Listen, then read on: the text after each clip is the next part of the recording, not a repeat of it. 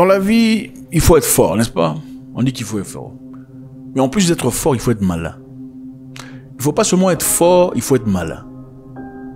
Mais avant d'être fort, il faut d'abord être malin. Et pour être malin, il faut être intelligent. C'est difficile d'être malin en n'étant pas intelligent. Parce que la malignité, c'est de l'intelligence déguisée. C'est simplement ça. Quand on est malin, c'est-à-dire, on est rusé quelque part.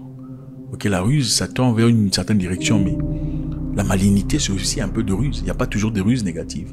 La ruse dépend de qui subit cette ruse. Il faut être intelligent et fort. Mais avant d'être fort, il faut être intelligent. Quand on est intelligent, on peut développer sa capacité d'être malin. Maintenant, quand on associe la malignité et la force, on devient explosif. Le département américain d'État vient d'accuser des entreprises chinoises. De faire quoi? De directement aider les rebelles Houthis. Okay? C'est-à-dire, on accuse les Chinois d'aider les Houthis qui sont soutenus par l'Iran et en leur fournissant quoi? En leur fournissant des images satellites utilisées pour cibler des navires américains. Je répète, les Américains accusent une entreprise chinoise de livrer aux Houthis les informations nécessaires, satellitaires, les GPS et tout le reste pour cibler les navires américains. Et je pense qu'il y a quelque chose de très intéressant dans cette histoire. Okay? Pourquoi les Américains n'ont pas fait ça depuis un temps? Interrogation numéro 1. C'est à peine qu'on découvre ça. Interrogation numéro 2. Ont-ils commencé ou auraient-ils commencé à scruter les Chinois? Point d'interrogation. S'ils ont commencé, c'est pourquoi? Point d'interrogation. Alors, cette nouvelle survient alors que des frappes aériennes américaines visant un pétrolier tenu par les rebelles Houthis du Yémen ont fait 74 morts et 171 blessés. Les Américains continuent de frapper les Houthis. Pourquoi? Pour défendre Israël, évidemment. Ce sont leurs amis.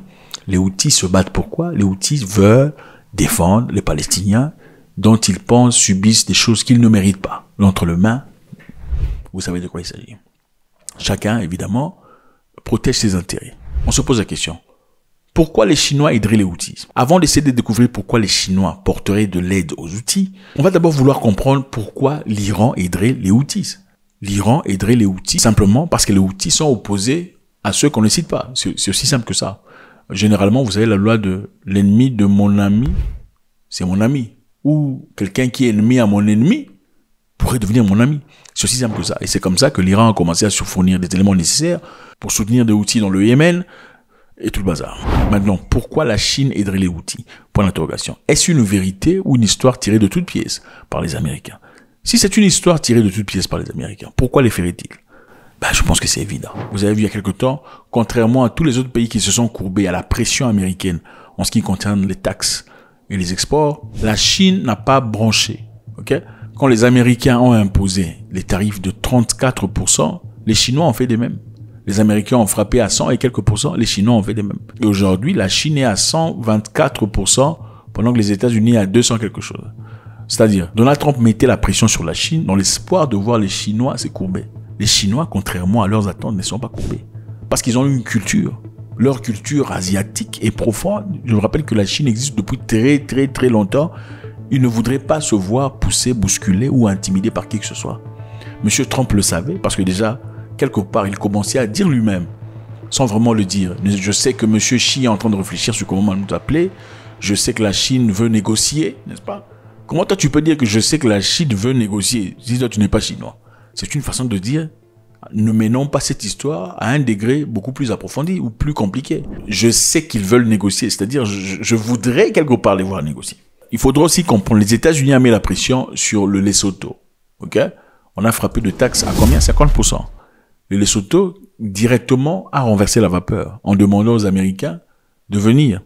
C'était pourquoi Elon Musk voulait s'installer au Lesotho avec son Starlink, mais le Lesotho a une loi très similaire à la loi sud-africaine qui donne 30% de QIT aux locaux. C'est-à-dire, si tu emmènes ton entreprise, une grosse entreprise qui coûte beaucoup d'argent, il va falloir vendre 30% de l'entreprise aux locaux.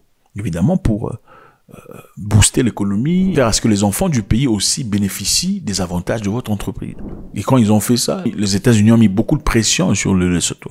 En fin de compte, ils ont fait quoi? Ils ont cédé. Les États-Unis avaient bloqué les exports de Lesotho. Lesotho, comme un enfant, est parti demander pardon, disant, écoutez, que Elon Musk vienne.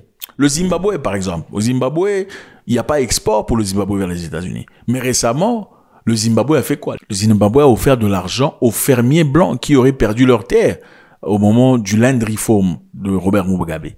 C'était simplement Mugabe essayant de récupérer les terres qui leur appartenaient.